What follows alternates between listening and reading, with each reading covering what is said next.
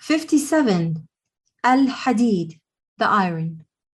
This Medinan chapter was revealed in the year 629 Common Era, before the victory of Mecca. The previous chapter divided humanity into three groups: the companions of the right hand, the companions of the left hand, and the foremost. The central theme of this chapter is encouragement to become the foremost, achieving higher status and nearness of God through spending in God's path. The chapter outlines the importance and the rewards of charity. Wealth has been granted as a trust. It is natural that we should spend it in God's way. It demonstrates a person's faith in God and acknowledgement of His kindness. Charity is a mark of faith. It is likened to giving loan to God. In the hereafter, charity will be the light that will lead the believers into paradise. Charity givers are given the honorific titles of the truthful and the martyrs. Next, the issue of the hypocrites, those in two minds, an uncharitable bunch, neither with Muslims nor with non-Muslims, neither here nor there. Believers are challenged. Hasn't the time come for the believers that their hearts humbly submit to God's remembrance and the revealed truth? Verse 16. The sense of urgency imparted by this verse encourages the giving of charity without delay. A major hindrance to giving in charity is love of the world. So the next section describes the fleeting and short-lived nature of worldly life and cautions, don't be tempted by the world. The image used to describe the fleeting nature of life is that of a plant. It grows, dries, and withers away, becoming dry stubble. Similarly, human life has its blossoming period of vibrant youth, old age, a time of decline, and finally, death. The theme of spiritual development is continued by revealing another divine principle: predestination. Whatever happens in the world or to people is all written down by God. Its purpose is to help people to persevere, endure difficulties, and show patience at times of difficulty. The chapter ends with how God will reward the generous. The question of predestination. The knowledge that whatever happened had to happen. Nothing could stop it from happening since God willed it. That's His plan for us. This ought to enable us to face the reality of good and evil. This is predestination. Taqdir. The relationship between God's knowledge of human actions and human free will. On the face, they seem to be contradictory, but that's not so. God is the knower who has given humans free will, but with this free will, He gave them the huge responsibility of being His representative, meaning Khalifa. He gave them a moral choice to be good or bad.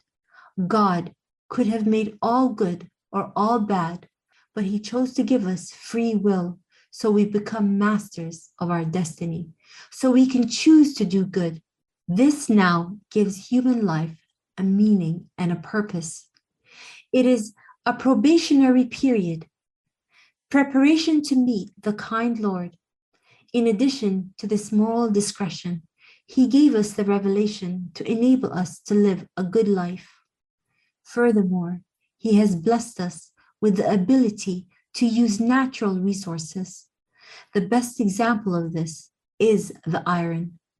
The strength of the iron enables engineers to make vehicles, build 100-story buildings, weapons, and tools of all kinds.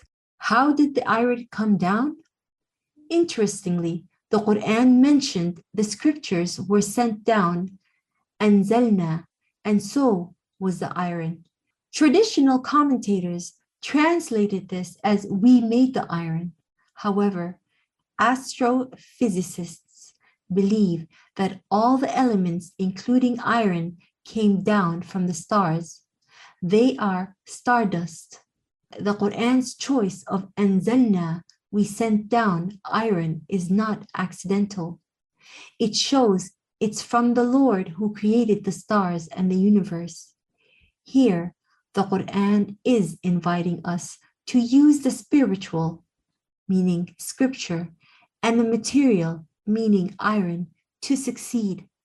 One without the other would be disorder.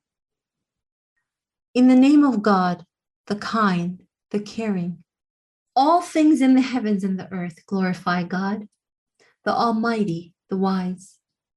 The heavens and the earth are in His control.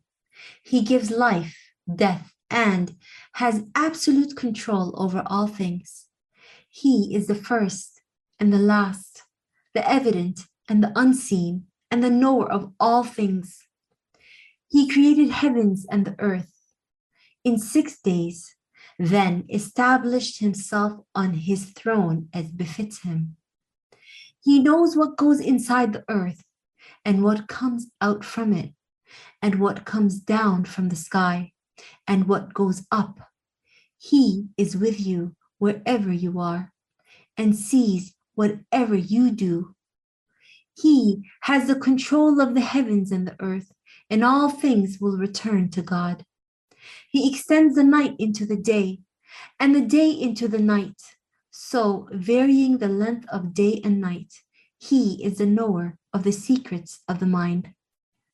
Believe in God and His messenger, and spend from what He has handed over to you. The believers who spend in God's way will have a great reward.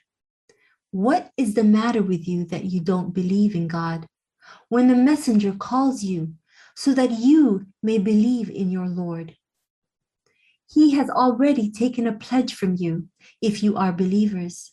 He reveals clear teachings to His servants to take you out of darkness into light, and treats you kindly. Why don't you spend in God's way? All things in the heavens and the earth belong to God. None of you can be equal to Him who spent and fought before the victory of Mecca. Their status is far higher than those who spent and fought afterwards. However, God promised to be generous to all. He is fully aware of what you do. Who will give God a beautiful loan so that He may multiply it for him and reward him generously? On that day, you will see believing men and women with their lights shining ahead of them, and on their right-hand side, believers, here is good news for you today. A home in paradise with streams running beneath it, where you will live forever. This is the supreme victory. That day, hypocrite men and women will ask the believers, "Wait a moment, let us benefit from your light." They will be told, "Go back and get the light."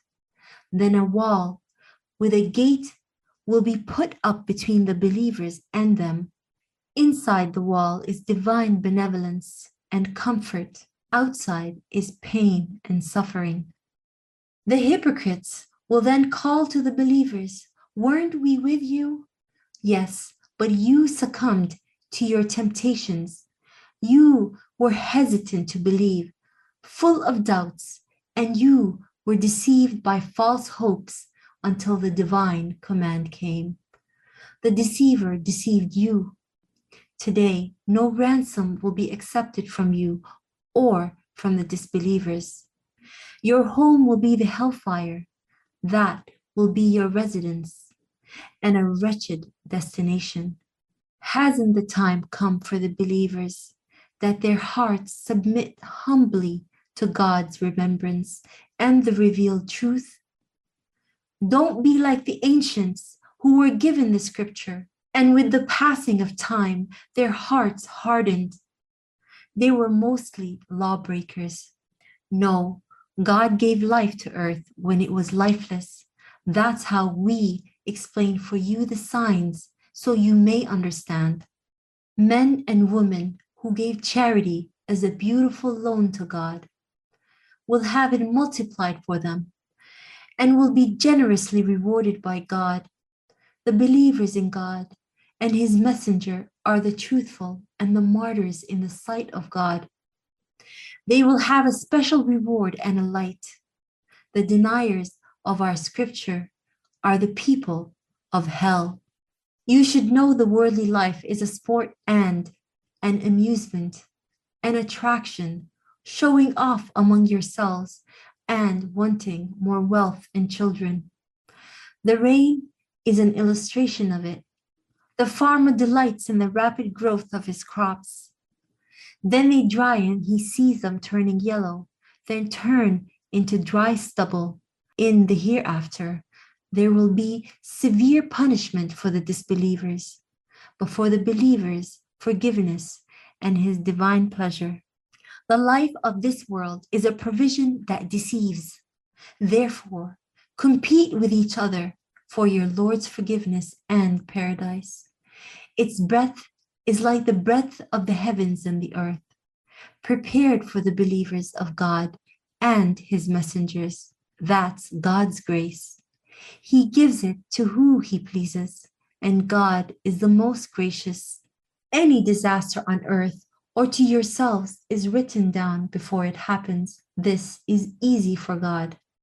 Its purpose to ensure you don't become hopeless because of your loss, nor boast about your gain. God doesn't like the show-offs or those who are miserly and tell others to be miserly.